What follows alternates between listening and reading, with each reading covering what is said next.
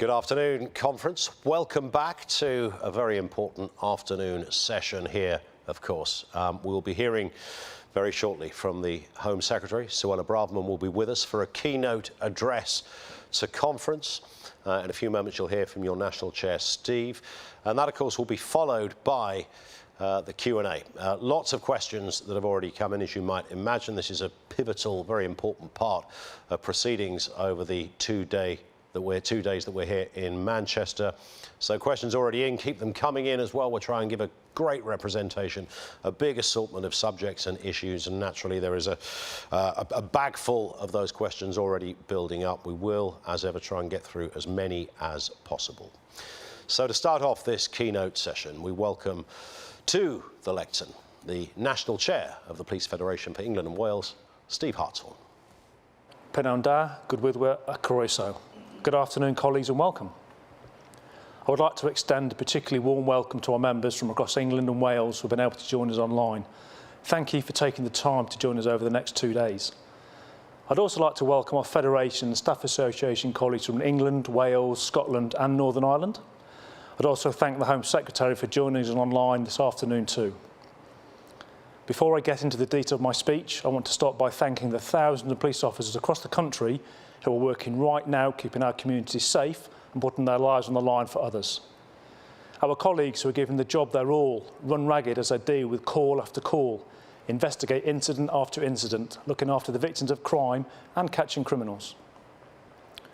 And I start with that because it could easily be forgotten when you watch or read the news, as all the good feels wiped out by the isolated stories that detract from the real work police officers do. So, to my hard-working colleagues keeping the public safe and to those who support us, thank you. Without repeating discussions from earlier, I also want to acknowledge the difficulties we have faced as an organisation during the past year. We've had to deal with the serious repercussions of decisions taken by the organisation a number of years ago and are doing so to bring these events to an end so we can rebuild trust and pride. The Pension Discrimination Employment Tribunal judgment published earlier this year was a difficult, disappointing and shocking read. It clearly highlighted past organisational failings, but we can and have put procedures in place to address those. But I want to say again, I'm sorry that as an organisation, in some of our past decision making, we've let some members down. I'm reassured that the processes and practices now in place mean that this will not happen again.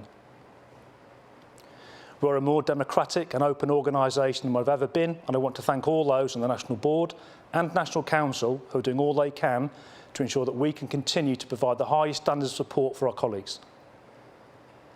Home Secretary, you have seen and heard stories of police bravery and from the families of those who have lost loved ones. You spoke to many of our Police Bravery Award winners earlier this year and recently attended the National Police Memorial Day service in Cardiff. I know that this was appreciated as it gave them all a chance to tell you firsthand how they feel, whether it was the selfless actions of officers who stood between danger and the public, or the families of those who made the ultimate sacrifice policing their communities. They had an opportunity to tell you their stories, their worries, their concerns, their hopes, and they asked me on their behalf to thank you for listening. At our conference in May last year, I addressed the previous Home Secretary and set out a list of asks. A list of asks that were fair, a list of asks that were reasonable, a list of asks that did not require all new money, just the political will to make it happen. So I want to start with a brief look back at those asks and by seeing what action has been taken. Firstly, we asked for a fair and independent pay mechanism for police officers, one that is not constrained by remits set by government and whose recommendations are not binding. A mechanism that takes account of our unique status and the restrictions on our public and private lives. Well, currently, we still have a pay review body whose remit is set by government and whose recommendations are not binding. It's pleasing that the police review body listened to what we and others have been saying, and the pay uplift of 7% you agreed is a welcome step in the right direction. But according to the Social Market Foundation, we are at least 17% behind where we should be. So I trust that this year is just the start of putting things right to ensure police pay is fair. You know that as an organisation, we have for the first time in many years been talking about seeking greater industrial rights. We have seen the industrial unrest this year and seen how it has helped some unions leave a greater negotiation with the government. I don't know where these conversations will lead, and it is for the membership to determine our direction, But be assured this comes because our members feel there has been a real breakdown in the special relationship that has existed between governments of all political colours and the police. A recognition, appreciation and value placed on the fact that police officers do not have access to the same industrial rights as many other public sector workers. We asked for a posthumous award for emergency service workers killed in the line of duty, as there is no award that recognises fallen emergency service workers or the sacrifices they have made. There is no formal state recognition when someone dies doing their job, keeping our community safe and protecting the public. We asked for a change in the Firearms Act to take account of the fact that there is no legal entitlement for officers to possess parva or taser off duty, on call or in between shifts when they may be required to complete work at one place and reparade at another without returning first to a police station. I'm pleased to say that your office contacted me immediately after conference last year to pick this up and that the guidance is being addressed. I still remain concerned that the law isn't sufficient in this area and would ask that it forms part of the view you recently announced. In my speech, I drew attention to our time limits campaign and the often unnecessary and unfair length some of our time the misconduct investigations take. Currently, there is no time limit on when a complaint against an officer can be made or how long an allegation can be investigated before proceedings are taken. This is putting an unnecessary strain on officers and their families.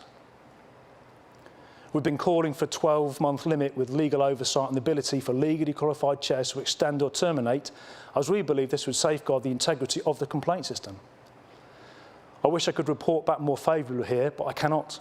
You appear to have appreciated the issues, but your resolution has been to question the decision-making of LQCs and introduce draconian misconduct practices to appease chief officers who have used the public mood to seek a reintroduction of a culture of hire and fire at will.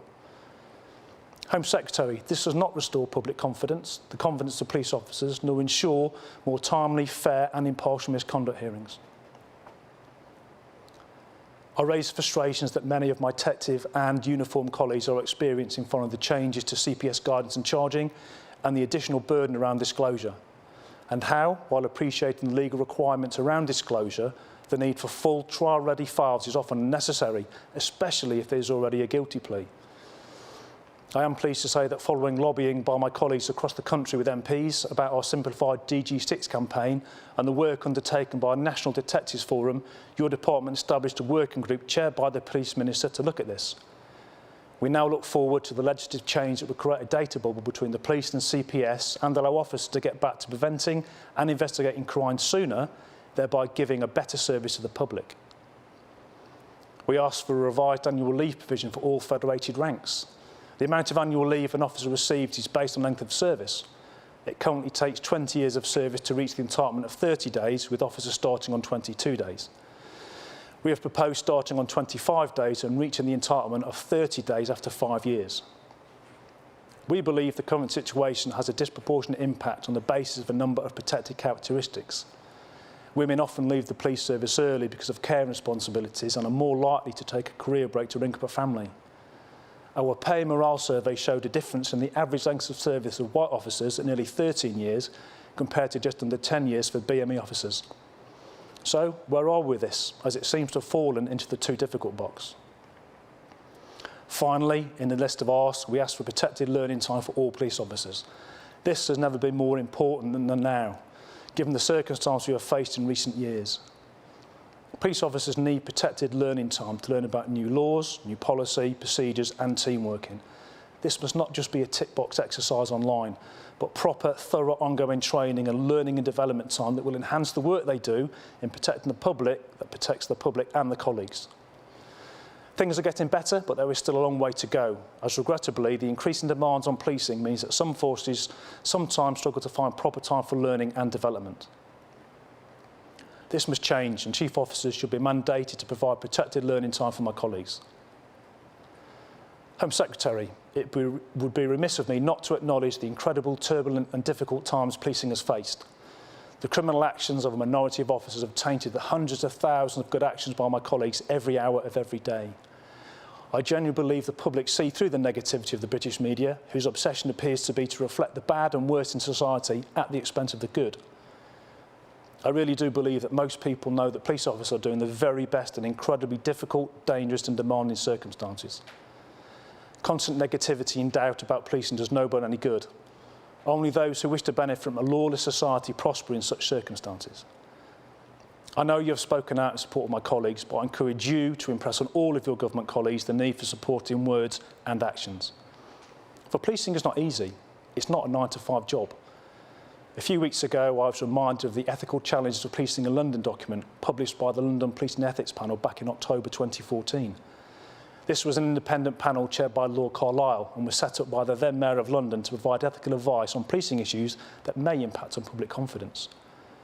These few paragraphs from the publication capture the very essence of the unusual, difficult and demanding environment we ask my colleagues to work in, and just how challenging and demanding policing is. So let me read directly from that publication. One way to appreciate the job of being a police officer is to think about the people who are difficult to deal with. Organised criminals with the veneer of propriety, violent people, dishonest people, distressed, disorientated, drunk and desperate people, people in crisis. If you're a police officer, these people are your job. Now call to mind some unpleasant environments, situations of family conflict, coerced prostitution, fatal accidents, modern slavery, crime scenes, riots. If you're a police officer, these environments are your workplace. Adding to the challenge of a police officer's job is the great importance of ensuring that the victims of crime get the care and attention they deserve. Being the victim of crime can be one of the most traumatic experiences in a person's life, and often a constable will be the very first person called upon to provide victims with the reassurance and compassion they need. Witnesses to crime also sometimes need extra help and sensitivity. Finally, adding to the challenges of police work is that these categories can overlap. Sometimes the same individuals are offenders, witnesses and victims. A fair amount of the job of policing involves quickly taking charge of challenging situations, often without notice, and making on-the-spot judgments that may have major impacts on people's lives. Dealing with all of these challenges is highly demanding and can be draining and stressful. That description is as relevant today as it was a decade ago. Yet today we have more historic crimes to deal with, an abundance of new crimes, victims and escalated demands. We see detectives sink with multiple caseloads and response officers running from job to job, unable to give the victims of crime the time and the focus they want to. And let's not forget, 40% of crime is now fraud and online. Nobody joins a job expecting an easy life, but they do expect to be appreciated, valued and supported. Regrettably, it does not always feel that way, whether it be the media, senior police leaders, and sorry to say it, Home Secretary, but government too. We're often blamed for societal failings, expected to right all wrongs with the view that replacing the 20,000 officers taken from our ranks is the sole situation to tackling and preventing crime. For several years now, we have called out the need for sustained long-term funding for policing, funding that will allow us to plan for the future rather than depend on yearly handouts which can only ever provide a short-term sticking plaster to a deep wound. The Chancellor talks of fiscal responsibility. Well, I believe that his responsibility to the public of England and Wales is to allow chief officers to plan for more than 1 year, to secure the best long-term procurement deals they can, and invest in the technology, kit, equipment and people. A 5-year inflation-linked funding settlement would be a good start. I now turn to an incredibly serious and concerning issue, and an issue that my colleagues know, given my operational background, is very close to my heart. Recently, we have understandably seen a focus on armed response units following the Crown Prosecution Service authorisation to charge a Metropolitan Firearms Officer with murder. Firearms officers volunteer to carry firearms and knowledge that they are putting their lives on the line to ensure the safety of the communities they serve. The decisions they make in split seconds when faced with an immediate threat to life must be understood just as much as the decisions they'll be making on their own in deciding whether to continue as a firearms officer. At the same time, we also had the news that the IOPC disregarded the Metropolitan Police Service's invitation to review and reconsider its earlier decision directing them to bring gross misconduct proceedings against Whiskey 80. This was after a public inquiry determined that Jermaine Baker was lawfully killed in November 2016. It is unreasonable that despite the case having passed stringent legal scrutiny, establishing it actually lawful, the IOPC has renewed its direction to bring gross misconduct proceedings. This is not a fair or rational way to run a police misconduct system. That is why we welcome the review you announced a few weeks ago into the action of police officers and how they're investigated, but nonetheless recognises the genuine appreciation and apprehension that firearms officers have in the job they do. Fearing the future when faced with imminent danger is itself a risk. Home Secretary, another issue facing officers because of increased demands and workloads and less downtime is that's fatigue. The Health and Safety Executive identified fatigue as a major factor when it comes to people's health, their performance, and the increased likelihood of accident or error. That is why we have introduced a target fatigue initiative, and I'm grateful to my national board colleagues for the work they've done to drive this forward. As part of this campaign, which raises awareness among police officers and senior leaders in policing, we are pushing forces to implement a fatigue risk management system to recognise and help our colleagues. Your support to protect officers from burning out would be appreciated, Home Secretary. As well as burning out, police officers still face the danger of being assaulted, and your own government data released in March this year showed that over 40,000 incidents of assault on police were recorded across England and Wales in the previous 12 months. Just stop and think about that for one moment. 40,000 assaults on police, 110 a day, which is about 5 an hour. That's 40,000 assaults on police. Being assaulted on duty is not acceptable and must never, ever be tolerated. That is why I want to see Operation Hampshire and the recording of data behind assaults mandated by all forces so that my colleagues rightly get the support they need. I make no apology for being impatient when it comes to the police covenant.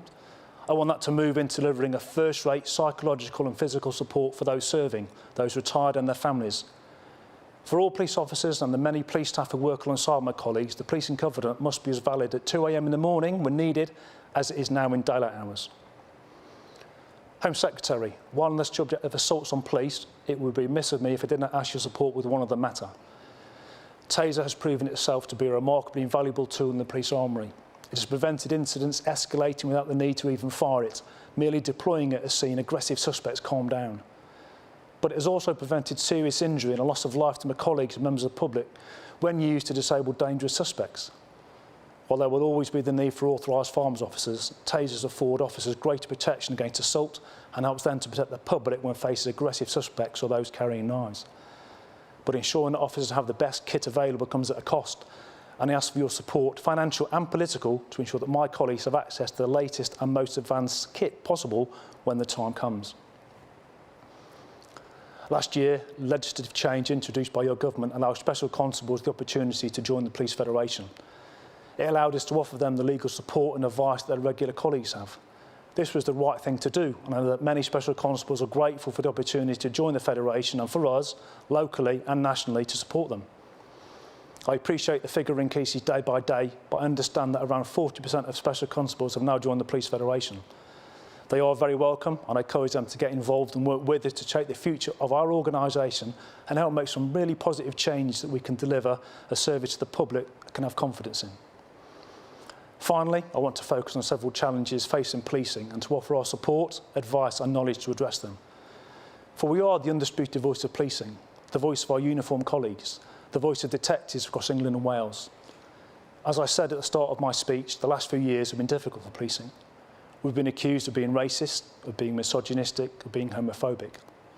I appreciate that in the main, this has been focused on the institution of policing and not individuals, but inevitably that gets blurred. So let me be clear. The overwhelming and vast majority of police officers are not racist, misogynistic or homophobic, but we need to ensure that all of our policies and procedures do not disadvantage those from any protected characteristic groups. In fact, they do not disadvantage anyone. That is why I welcome the work being done to implement the Police Race Action Plan and why I've engaged with the Independent Oversight and Scrutiny Board to ensure it makes a real difference. I've also fully supported the work of the Violence Against Women and Girls strategy and will continue to call out inappropriate actions and discriminations of all form, as there is no place for such views in policing. But how we remove people needs to be fair, open and transparent. We need our people to have confidence in the misconduct system. A return to kangaroo courts that allow chiefs to bypass the process already in place for them to remove officers who should not be in the job does not instil confidence in a fair and independent process. We have seen a creeping back of politics in policing, with some police and crime commissioners and mayors dictating operational priorities rather than assisting with strategic direction and oversight, leaving operational policing independent of politics. I raise this as I've grown increasingly concerned about the independent oversight at the expense of party-funded PCCs or mayors. This raised the question of how much they're putting the wishes of their local constituents forward, or whether they're merely towing a party line. And I say that regardless of what political party is in power nationally or what political party they're affiliated to. We just need to ensure that, as you've previously commented on, that politics stays out of policing. And so, Home Secretary, in bringing my speech to a close, our asks are quite simple. my own non-political manifesto ideas that I would ask you and every other politician to sign up to. We want to keep politics out of policing. We want fair pay and a truly independent pay mechanism. We want police officers to have access to the best possible kit and equipment. We want a fair, open and transparent process of vetting and time limits on misconduct investigations. We want the removal of unnecessary bureaucracy that prevents officers from getting on with the job. We want long-term funding for policing so we can plan and make best use of the economies of scale. We want to know that you have our backs and appreciate what police officers do, that you understand the difficult, dangerous and demanding environment in which you work, and that you support us and speak up for us, Home Secretary, in your words, in your actions. Conference, thank you, deal. Steve, thank you very much indeed. Steve Hartshorn, the National Chair of the Police Federation, with that opening keynote speech.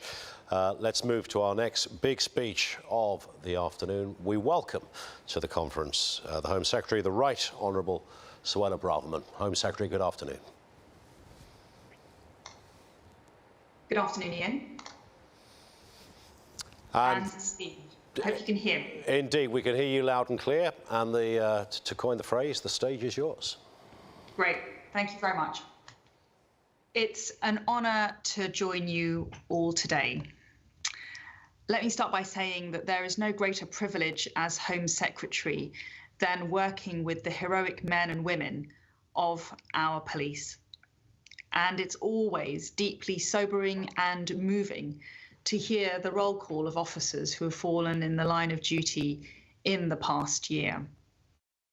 Words cannot do justice to the debt we owe them, nor to how keenly we feel for their colleagues and loved ones. And as Steve mentioned, I have personally been incredibly moved by attending the National Police Memorial Day in Cardiff only a few weeks ago, and also hosting the nominees for the Police Bravery Awards in Downing Street in London earlier this year. Those heroes will be forever cherished. I support your campaign for a medal for heroes. There is a consensus across government that this needs to happen, and I hope we will be able to announce something very soon. It's my job to enable you to do your jobs. That's why my colleague, the Policing Minister, Chris Philp, and I have taken the scissors to red tape. We listened when you said that you were spending too much time filling in forms, and I'm pleased to be working with the MPCC on reforming the rules. Because by changing the rules around how crime is recorded, we could free up around 100,000 hours that could be put to better use.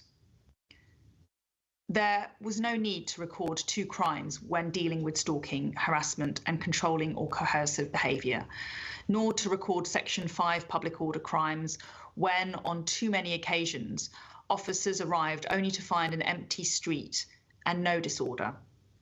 It was right, for bureaucratic reasons and in the cause of free speech, to ensure that a malicious communication crime will be recorded only if a criminal threshold has been clearly reached, and not just when someone claims to be offended.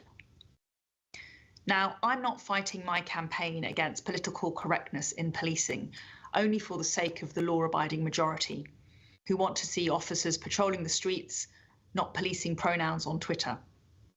I also know that that's what the majority of you signed up for too.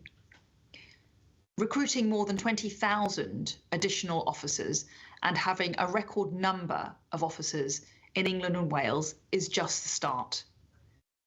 But you need clarity from political leaders, and I could not be clearer. I believe in the Peelian principles of policing.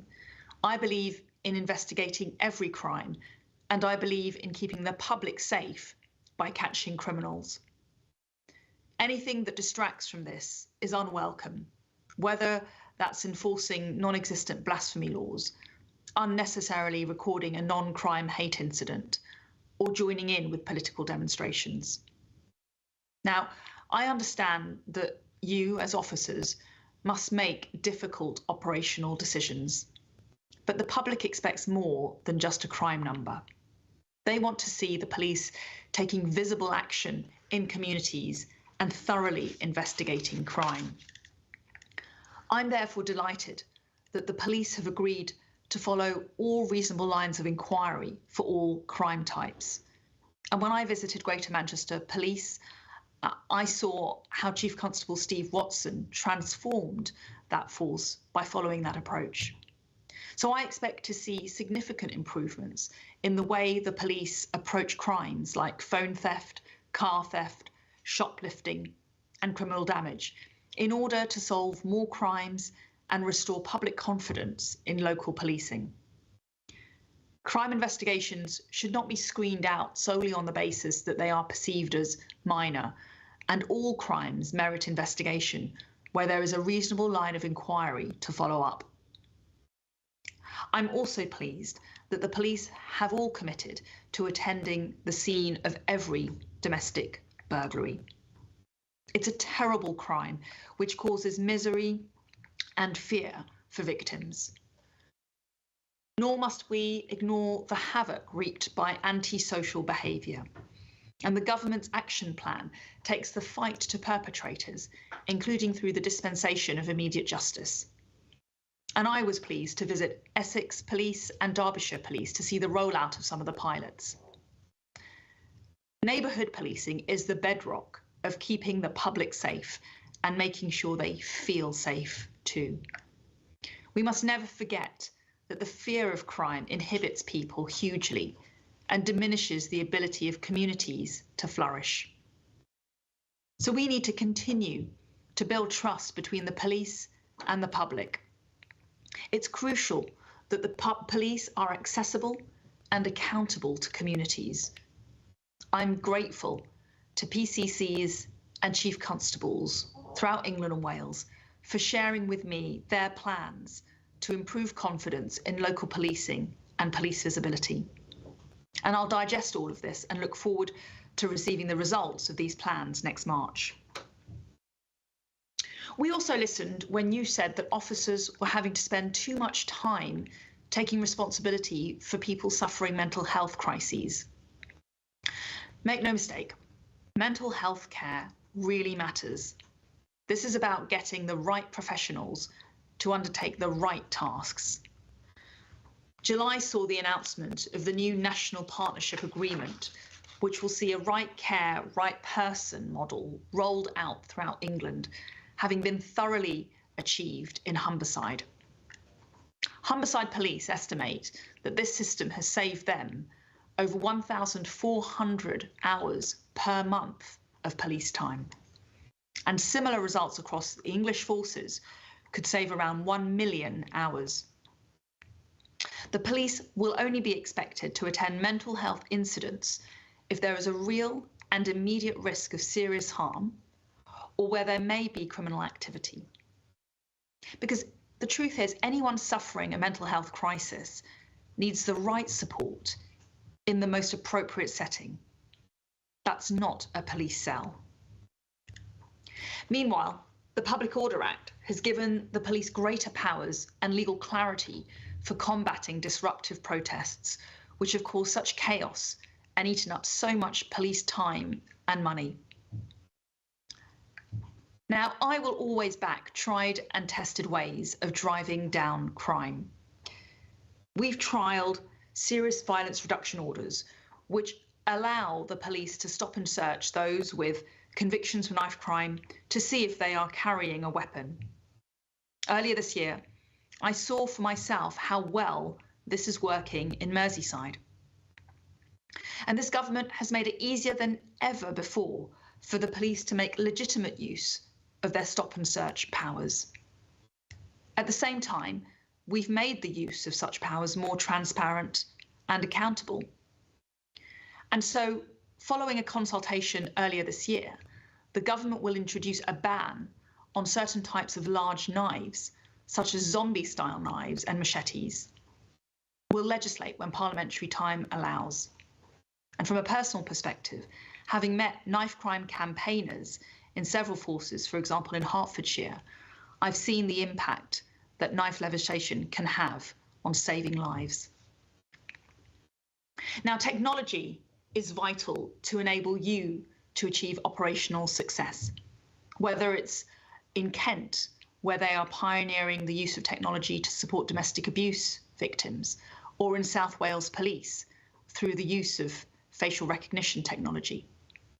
And I want to ensure that you have the best technology available. Taser is a valuable tool for the police. And I've received a request from police leaders to approve a new Taser device, the T10, for use in the UK. I want you to have the very best kit available. And so I hope to be able to approve the T10 after testing by scientists next year. My officials will also continue to review markets to identify any new suppliers and ensure the best technology and the best value for money. Now, since March 2010, neighbourhood crime, including burglary, robbery, and vehicle-related thefts, are down by 51%, and violent crime down by 46%. So we, collectively, are making real progress in tackling high-harm crimes. And I thank you for your work. But there are always tragic reminders that a life can be snatched away in an instant. So as part of the government's commitment to tackle homicide, I will work with the police this winter to put particular focus on the prevention of homicides involving men aged over 25 killed in public. Because too often we've heard about a group of friends on a night out over Christmas ending in tragedy, with an argument escalating into a one-punch homicide. We are investing in the police's national communications campaign to raise awareness of the danger of this appalling phenomenon, and in local police-led activity to make pubs, other licensed premises, and the nighttime economy safer this winter. Now, another atrocious crime is rape. Getting police officers with the right skills is critical in the effort to progress and effectively manage these cases. Operation Soteria has highlighted the importance of specialist knowledge. The national operating model is now being implemented by all police forces in England and Wales. This innovative approach has brought about real change in the pioneering force, Avon and Somerset. It's given officers better tools to improve their decision-making processes. And I've heard firsthand from those supporting victims locally how Chief Constable Sarah Crew's force is ensuring victims' needs and rights are front and centre. 2,000 police investigators will receive new specialist training in rape and sexual offences by next April. And it will be compulsory for all new recruits to undertake rape and sexual offences training. Rape is one of those crimes that make your job incredibly demanding emotionally and psychologically. It cannot be repeated often enough that you do a job that makes unique and enormous demands upon you. And I'm determined that the government does all it can to support you. The Police Covenant is this country's promise to you and to your families that we will do right by you. Its creation was a vital step, but it's only a starting point. Supporting police officers is an ongoing project that requires constant vigilance, and I promise that I will always listen to you very carefully. We're grateful to the Federation for your support of the National Policing Board, championing police welfare and other frontline issues. Police treatment centres play a vital role in providing essential help to those of you who suffer physical or mental injury as a result of your service. The Federation has raised concerns with the way police treatment centres are funded, and we've asked the National Police Wellbeing Service to conduct a review of the PTCs to understand the demand on this service and how to best support and utilise it. It's perfectly understandable that you are worried about levels of fatigue in policing and its effect on your well-being. Long, irregular, and uncertain hours doing an exceptionally demanding job are inevitably challenging. But that doesn't mean we should just accept that it will take a terrible toll. Police officers are so admirable precisely because you are human beings and not robots. I'm interested in the phase 2 of the fatigue project, led by the National Police Wellbeing Service in partnership with Liverpool John Moores University. It will be incredibly helpful to see the results, with 10 to 12 forces due to take part. I'm very grateful to the volunteers, officers from a number of high fatigue frontline roles, such as investigators, response and firearm teams. The government is funding this project as part of the Police Covenant. It uses the latest biometric technology anonymously to capture fatigue levels and deliver an expert-led 120-day programme to support officers with fatigue recovery. It's a unique research project, not just in UK policing, but in the world. And we're already seeing significant improvements in those involved in the study, with improved sleep, reduced fatigue and better recovery. Likewise, as part of our Police Covenant, next month we will see the launch of the first national family support package through Oscar Kilo, the National Police Wellbeing Service. It includes a range of advice and practical tips for family health, nutrition and sleep, as well as a book that helps to explain to children what policing is all about. I'm very grateful to the Police Federation for your input into this work. The demands placed on police officers are unique. That's why the support for you must be bespoke. Mental health matters just as much as physical health. Indeed, mental ill health can, tragically, claim lives, as some of you know all too well.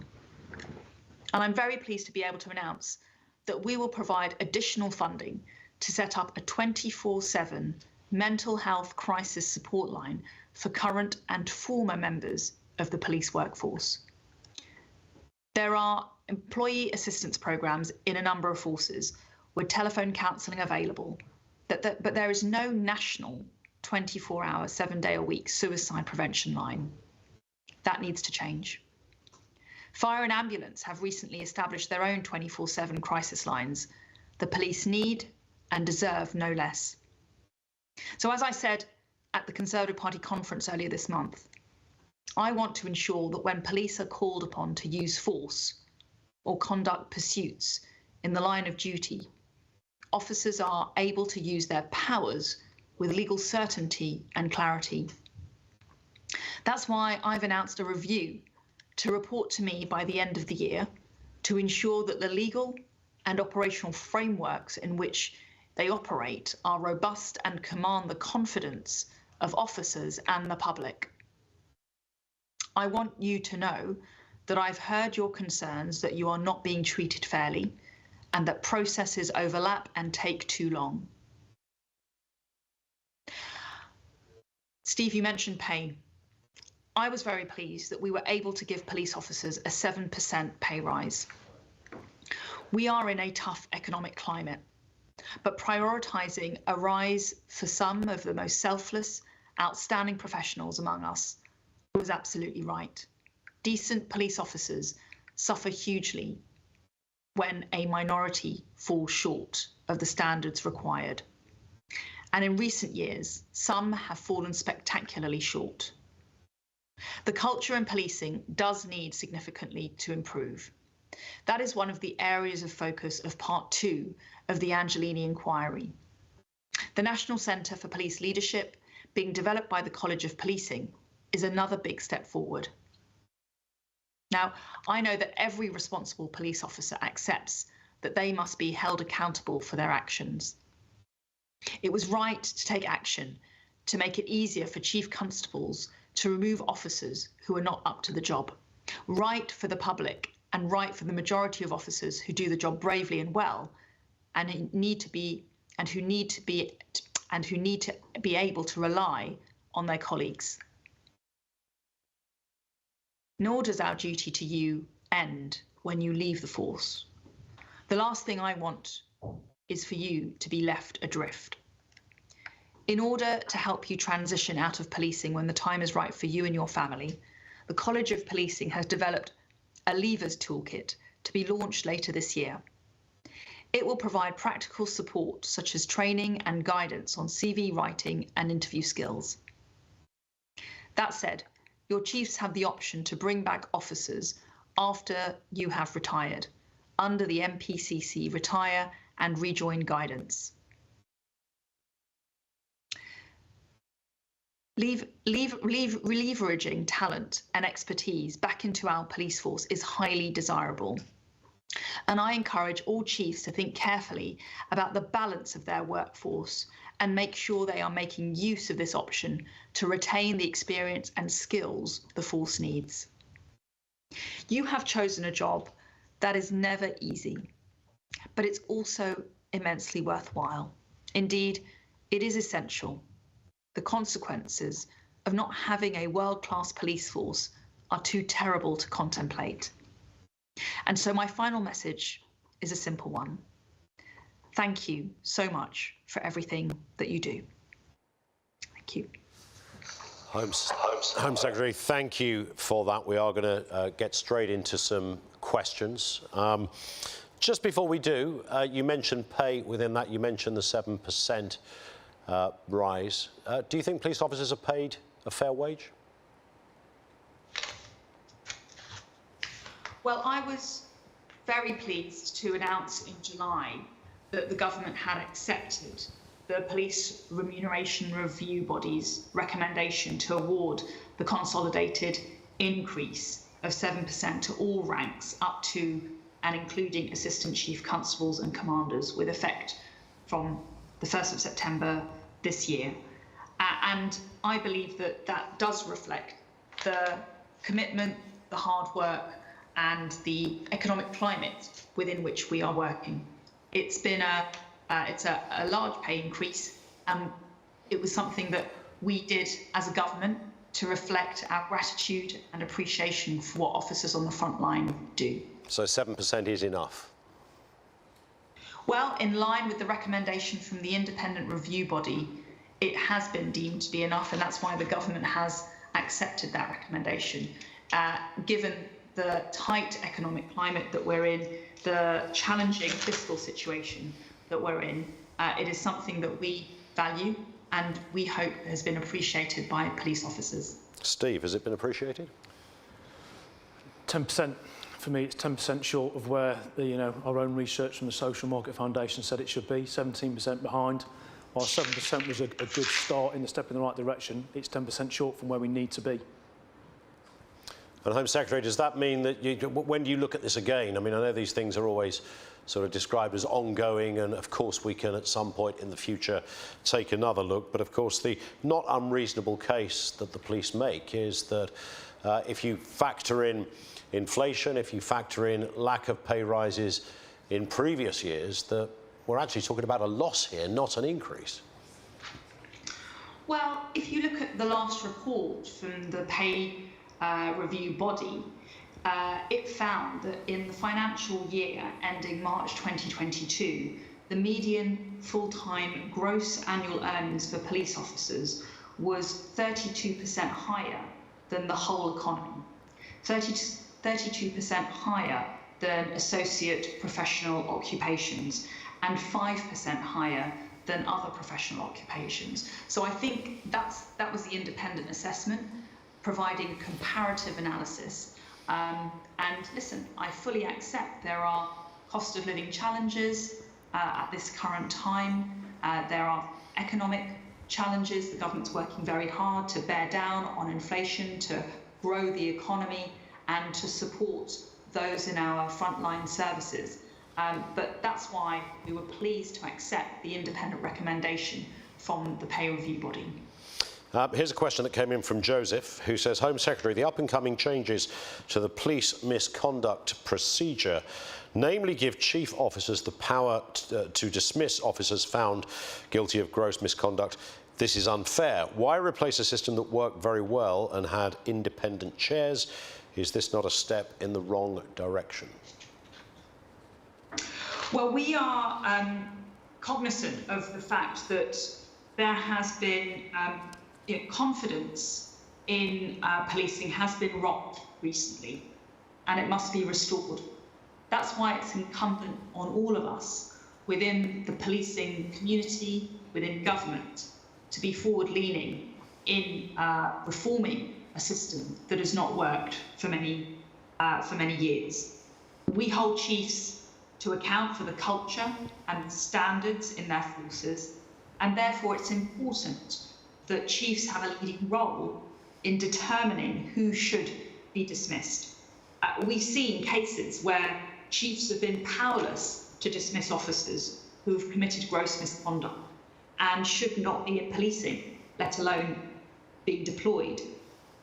But it's also crucial to maintain a vital element of independence in the system, which is why we are retaining independent lawyers and lay members on misconduct panels. And we believe that this strikes the right balance in restoring confidence in the system, but also ensuring fairness. Steve, does it seem fair to you? It doesn't, and all the evidence, as we heard yesterday from John Bassett when we had the session around it, the figures are comparable. They are dismissing the same number of people as before. It's in accordance with the current guidance and the training they've got. So for us, this is a backward step. It's a kangaroo court system again. And indeed, as I said, I think it was yesterday or this morning around, when you speak to some chief constables, they don't want to have that responsibility. They're quite happy with the current situation that it is, to stick to legally qualified chairs, a senior police officer from their own force that makes part of that panel, and an independent member of the public. The system is working. If the guidance needs changing at what level they start at before dismissal, let's review the guidance. And I wouldn't blame LQCs if they walked away from the system going, we're not responsible anymore. If chief constables want that ability to sit on a panel, they must sit on the panel, not depute it. If they want the power to hire and fire, they must sit there. So for us, we will disagree. We don't think this is the right step at all. Would that, Home Secretary, would that not be a happy compromise, if you like, get the chiefs onto the panels? Well, I think, we have been looking at this system for a while now, and we're committed to providing all the necessary powers to the police that they need to protect the public. And in January, I launched a review of the police officer dismissals process. We took evidence and we considered the system extensively. On the back of that review, we've now made a decision to reform the hearings process, including handing responsibility for chairing the hearings back to senior police officers. But we will still retain crucial elements of independence in the system, with independent lawyers and independent panel members supporting the chair on the panel. And chief constables will be further supported in rooting out those officers who aren't fit to serve through several new measures. There'll be a presumption for dismissal for those found to have committed gross misconduct. Previously, it's taken a huge and burdensome process to get to root those people out.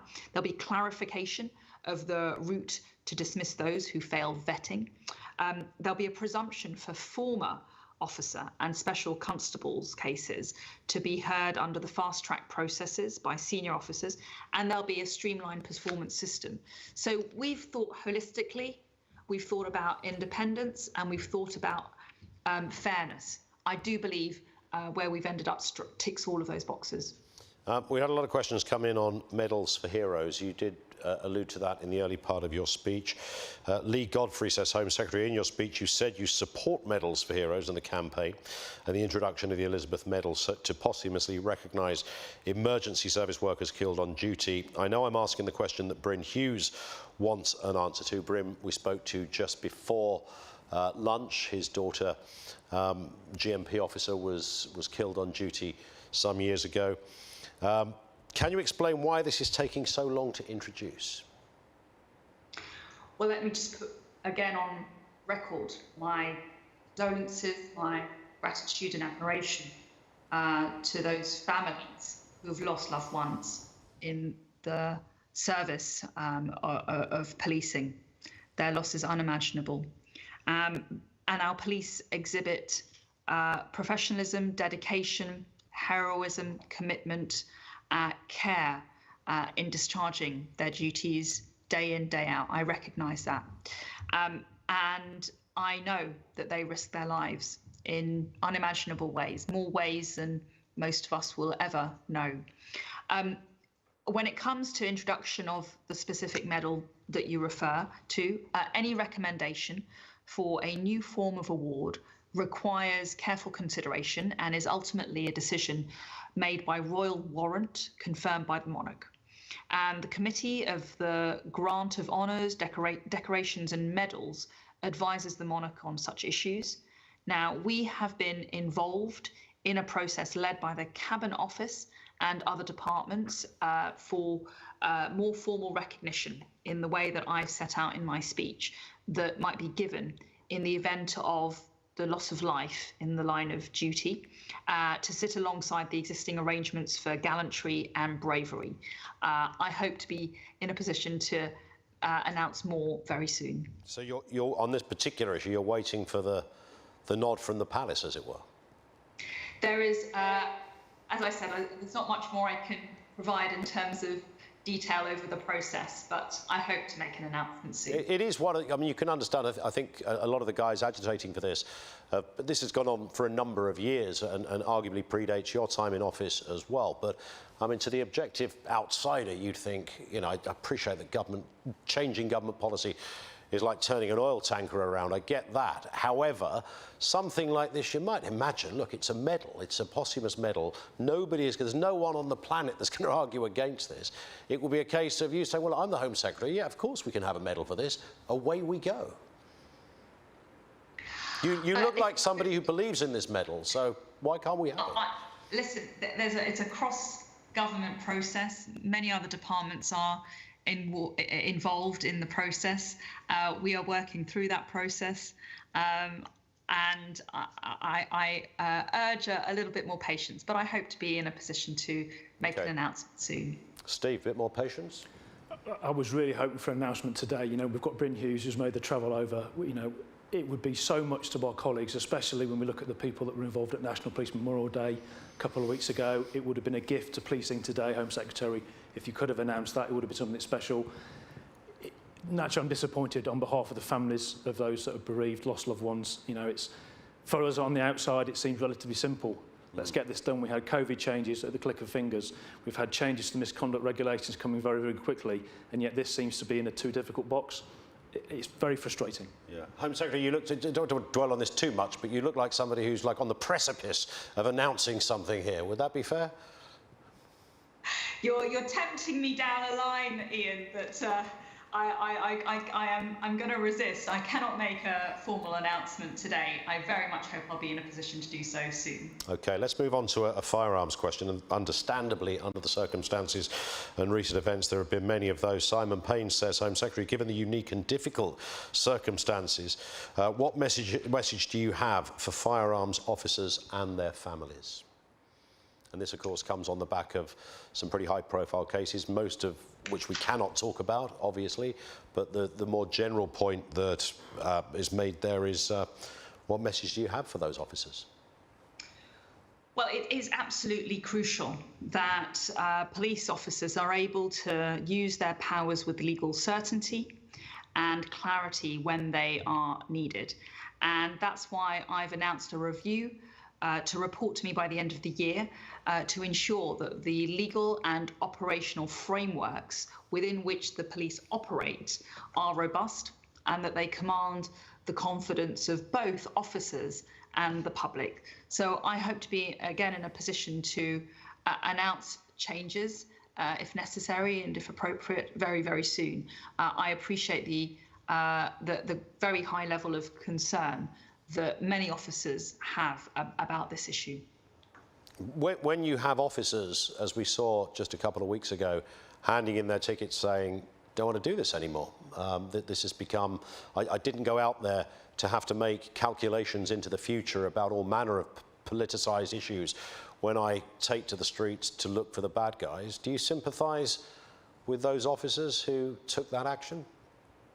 Listen, firearms officers do an extremely challenging job in circumstances involving excruciating pressure, fast-moving situations, and life-threatening scenarios.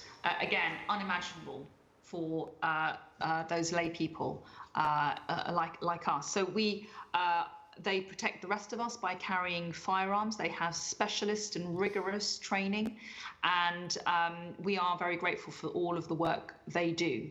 And I don't want a framework that has a chilling effect on them, whereby they do not exercise those legitimate powers in the name of public safety or law enforcement because they feel that they won't receive adequate protection if they're acting lawfully. That's why we've got the review. And let's also be clear about what we're dealing with. Lethal force continues to be used very, very rarely by the police in this country.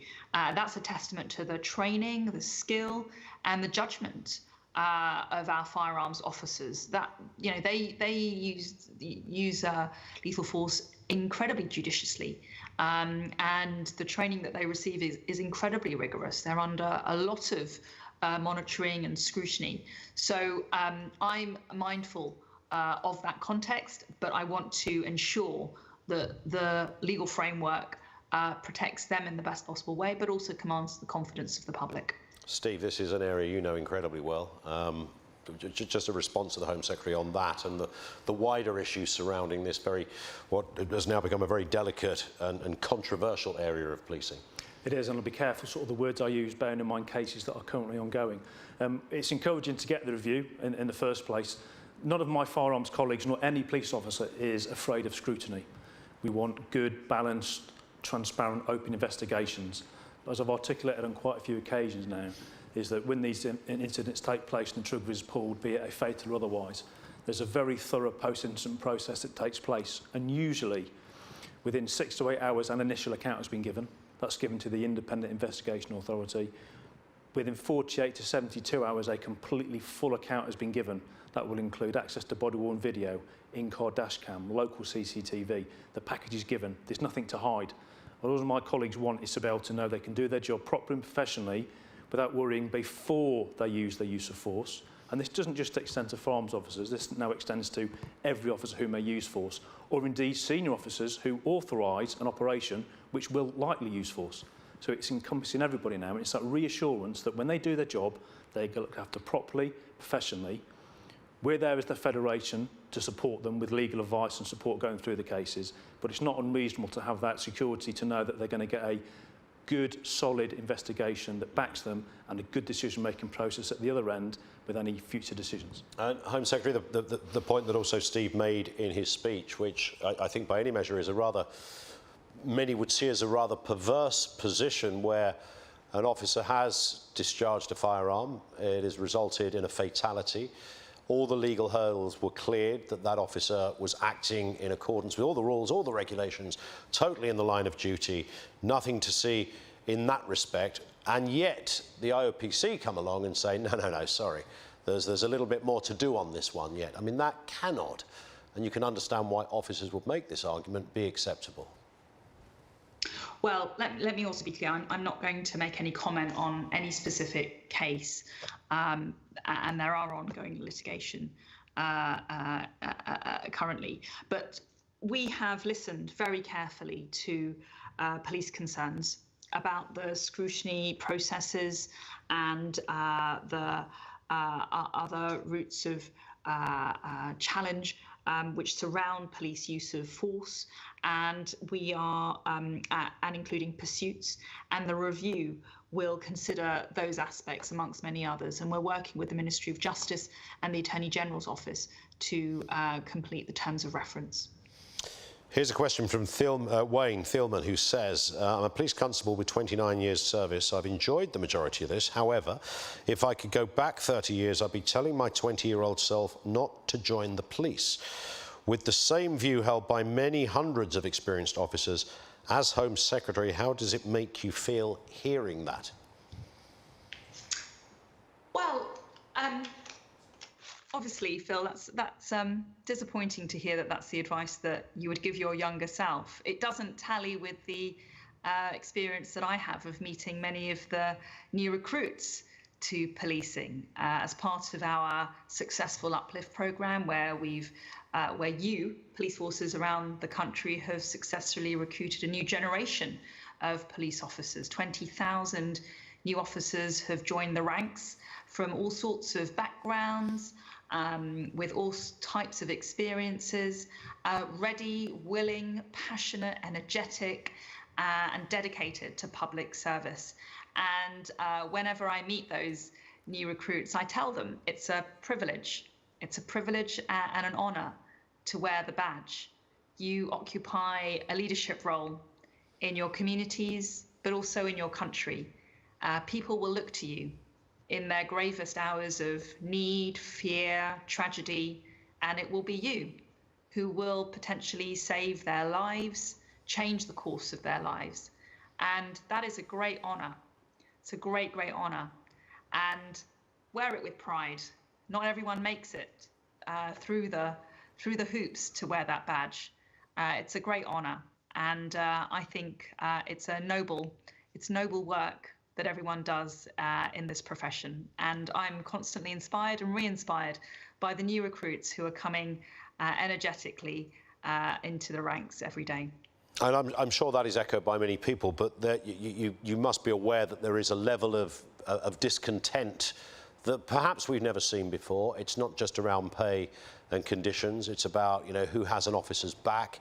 It's about pensions. It's about mental health issues.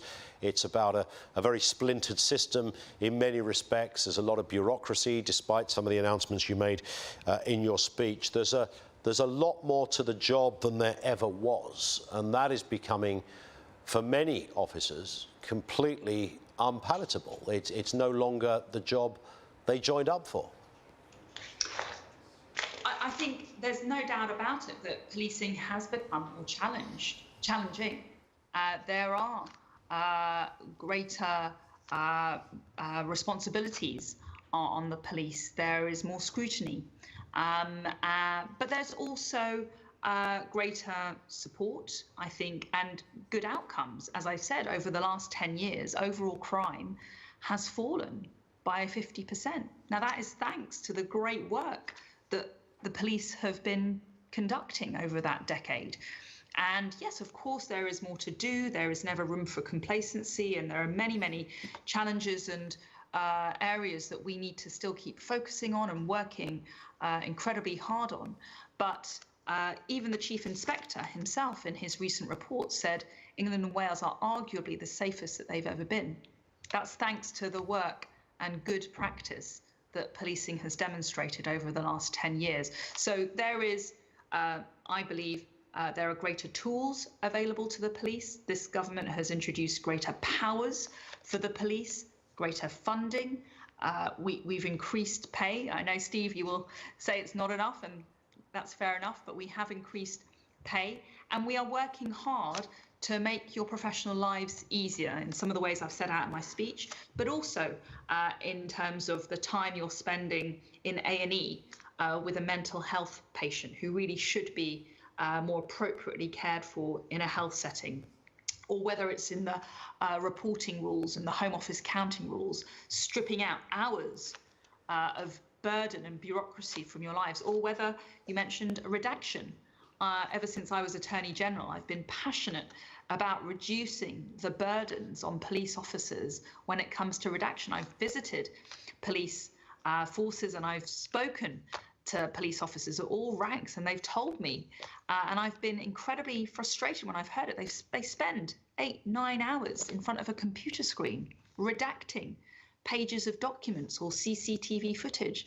They didn't sign up to do that. That's not what their expertise is designed for. And that's why, with the policing minister, we are working to reform that. And I'm absolutely determined to fix that redaction issue so that you're not stuck behind a computer screen for hours dealing with an administrative task, which really shouldn't be your job.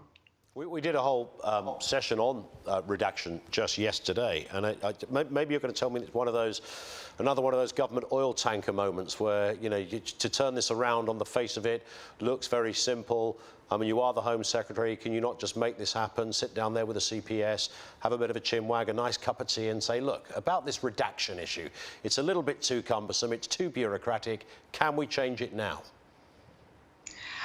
We have had those meetings without tea, but we've definitely had several meetings. And indeed, as I said, when I was Attorney General overseeing with superintendent's responsibilities for the Crown Prosecution Service. It was a live issue then, and we worked with the Director of Public Prosecutions to simplify DG6 and the Attorney General's guidance on relevant redaction and disclosure. I think we can go further. And that's why we're working with the MPCC, we're working with police leaders and frontline operational experts to tell us what needs to change so that we get that operational bubble, as you described, Steve. That would be that's my aim. CPS and the police are on the same side, effectively, and why reams of documents need to be redacted before they are being presented in the public domain or in trial I'm not sure that strikes the right balance, and that's one of the issues that we are looking at. The grim revelation there that the CPS can't afford tea as well. Who knew? Steve, just on the wider point that we were discussing to begin with there, the issue of discontent among officers, and that's been reflected. There's another one here. Sam Wong says, I'm seeing trends of officers leaving, emigrating to places like Australia and Canada, who are offering lucrative deals to steal our trained and experienced staff. Has any work been done to look at this and the reasons why? I mean, just feed into that, Steve, if you would. And on the back of that previous question about officers just not feeling as they would have done when they first signed up. Yeah, things have changed hugely, and some of it comes, for me, down to accountability. As you look at all the current issues in policing, there isn't a single senior police leader that's been held to account for the failings in the last decade. That's unacceptable. We heard on day one, we talked about accountability and leadership, or the lack of leadership.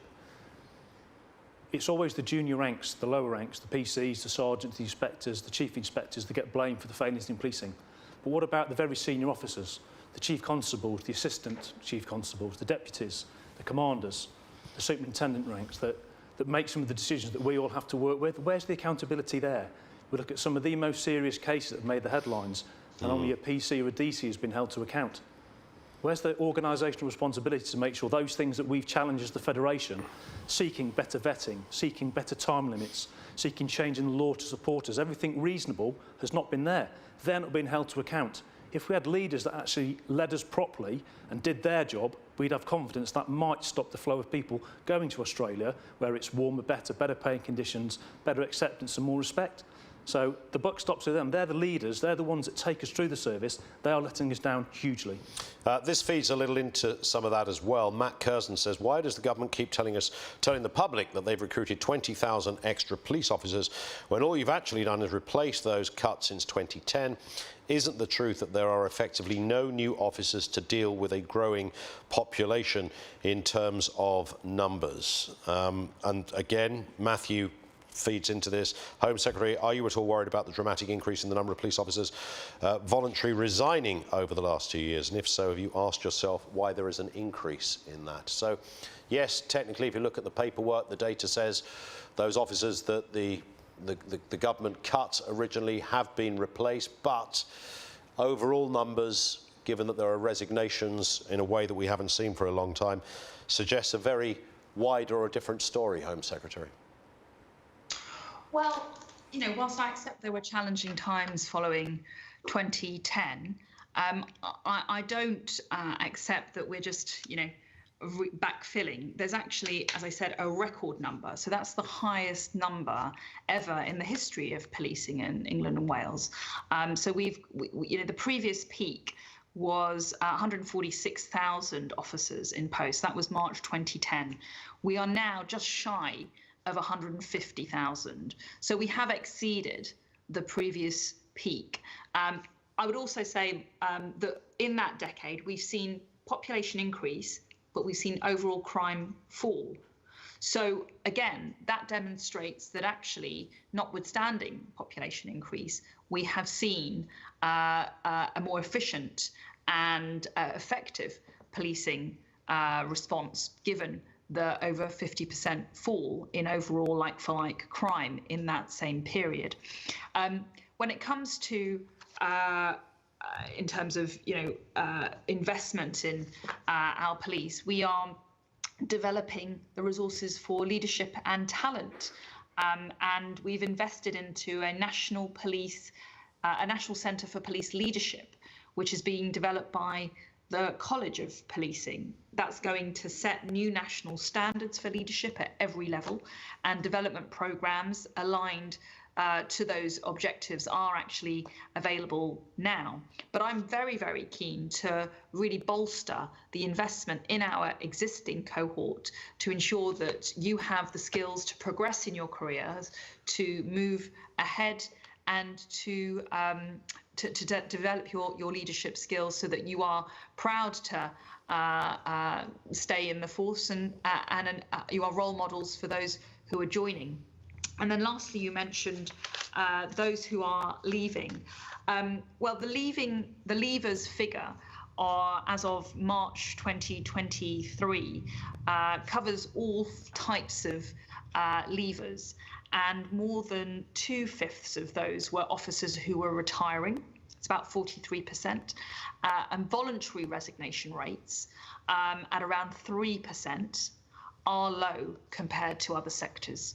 So we've got 3% of all leavers are actually voluntarily departing from the force, comparable with other sectors. Just out of interest, had you been Home Secretary in 2010, would you have got rid of 20,000 officers? Listen, it's very easy, isn't it, to look back through rose-tinted glasses and with the benefit of hindsight. We inherited a parlous economic situation in 2010. There were incredibly challenging situations when it came to challenging restraints and conditions for our economic and public spending decisions. So the decisions which were made in 2010, I believe, were the right ones. They were right for those circumstances. Even getting rid of 20,000 officers. What I'm focused on now is I'm proud of the achievement, the promise that we made in 2019 to recruit 20,000 new officers. We did that. In fact, we've got a record number. I'm focused on delivering better policing, better conditions, and better services into the future. I mean, I'm no economist or politician. I'm a gob on a stick, if you like, in that respect. But a lot of people would say, hang on a second, you got rid of 20,000 and then replaced 20,000. That just seems curious mathematics by any standards, and slightly counterproductive. But as I said, we've actually surpassed, it's not as simple as that, Ian. We surpassed any peak that was previously achieved. So we've gone beyond. Yes, we've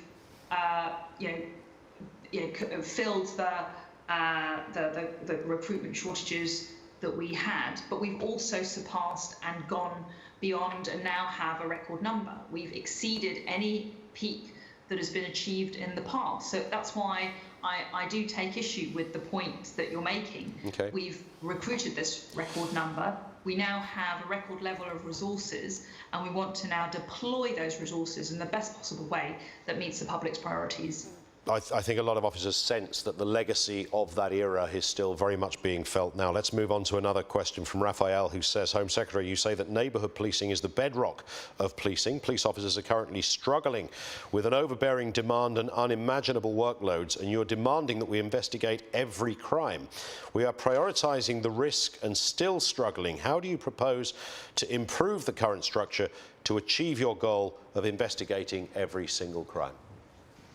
It's a great question, and the reason why I know that this is not about our announcement on reasonable lines of inquiry was a landmark agreement that we reached with all police forces to make a commitment to follow up every reasonable line of inquiry, because the public have become incredibly frustrated and felt let down with instances when their car has been stolen, when their house has been burgled, when themselves they've been a victim of a mugging or robbery, and they've called the police, and there's been some CCTV footage, and there's been a insufficient response from the police, and leads and actionable evidence haven't been followed up upon. And so we're responding to a real call from the British people for a more robust response. And we haven't plucked this idea out of thin air. We've based it on what's worked in the past. In Greater Manchester Police, Chief Constable Steve Watson inherited a force which was in special measures, and on day one of his appointment, he set out a very simple but powerful plan. And one of the elements of that plan was a commitment to follow every reasonable line of inquiry. And in a very short space of time, some 18 months to 24 months, he turned around the performance of that force. He increased public confidence levels, and he took it out of special measures. He did that without asking for extra resource, without asking for extra money, but he did that through greater streamlining, cutting out the time-wasting activity, and coordinating response at the top of the force. And following every reasonable line of inquiry was a key element to how he turned around Greater Manchester. And what I say to forces is if he can do it in Greater Manchester, then we can all do it. Steve, response to that? It's a great idea, follow all reasonable lines of inquiries, but it's not working. I was a victim of crime about a month ago in my own force, the Metropolitan Police Service. They didn't follow reasonable lines of inquiry. There was a great chance to capture forensics from inside the car. Didn't happen. I got a crime number, I apparently had a phone call, and that was it, nothing. Disappointed in my own force. So forgive me, Home Secretary, while it's a great standard, it's not being done. And cops just do not have the time because there are so many calls, the volume of crime out there. And we look at figures, and it may well have been a record number of police officers in the service. Using their own figures from March 2023, I think it was just over 9,000 people left the service in a year. That's the highest number ever. Those figures also for the total number of police officers in the service. We're backfilling for the police staff, who are just as vital and crucial to police to cover their jobs as well. So if we take the figures of 9,000 last year, let's do a rough average now. Since we've had that high point of the 155,000 police officers in total in policing, we've probably lost 4.5, nearly 5,000 since then. So we almost did an uplift every year just to maintain what we've got. It's not working. So what is going wrong here? The Home Secretary said there, crime is down from 2010. Officer numbers are up. Are people, what is happening here then? Why a casual onlooker would say, well, hang on a second, all the ingredients are there. All those stats suggest everything should be functioning rather well, or as well as it can be. But it's actually got worse. Yeah, it should be on paper, but again, 40% of crime is online and fraud. Your average officer doesn't have the time to investigate, go to the banking institutions to do with the cybercrime because they're too busy dealing with the volumes of crime out there. It's massive. It's a huge drain on society when we need to investigate people. Lots of the finance institutions do 9 to 5 hours. Policing is 24/7. So we need more investment, more time to do with that, and the skills and the training, protected learning, mandated time so that my colleagues get an updates on laws, powers, policies, procedures, but also how to investigate online fraud. Because it's not quick. It's not like in a Hollywood film where it happens in an hour. Some of these things take weeks, months, years to progress. Crime's going up, and also if you change the crime reporting figures, you're going to get a difference in what happens from one year to the next. Home Secretary, we have about 5 minutes left with you. Can I just respond very quickly? Please do. It's a really important one that Steve's made. What I think we also have to remember is that whilst we've made this landmark agreement, and it will take some time for, I've challenged the police to make this agreement expressly. They've accepted that challenge, and we made that announcement at the end of the summer. They now have to operationalise it on the ground. So that's probably why it hasn't happened for you when your crime occurred. But I'm expecting all police officers to, be good for their word and hold true to the promise that they've made the British people and they've made me. But what I think is the very necessary flip side of this coin is whilst we're expecting the police to follow every reasonable line of inquiry, we are also going to be freeing up considerable amounts of police time. Through our reforms to the Home Office counting rules, we'll be saving 400,000 police hours a year. That's police hours that will be devoted and should be devoted to following up the CCTV, to following up the evidence of a robbery or a burglary. And with the right care, right person model from Humberside, we have evidence of the time and resource that saves. In Humberside, right care, right person on the mental health model that I set out in my speech, that saved Humberside Police 1,400 hours per month.